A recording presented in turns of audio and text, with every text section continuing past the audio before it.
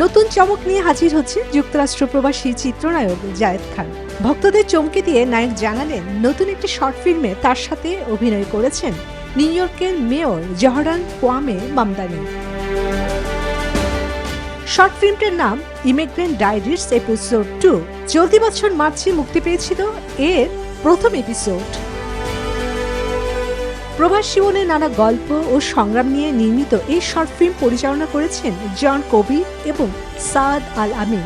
একই সঙ্গে এই প্রজেক্টে মেয়র জহরান মামদানিকে যুক্ত করার পেছনে বড় ভূমিকা রেখেছেন যুক্তরাষ্ট্রভিত্তিক প্রতিষ্ঠান ঠিকানা।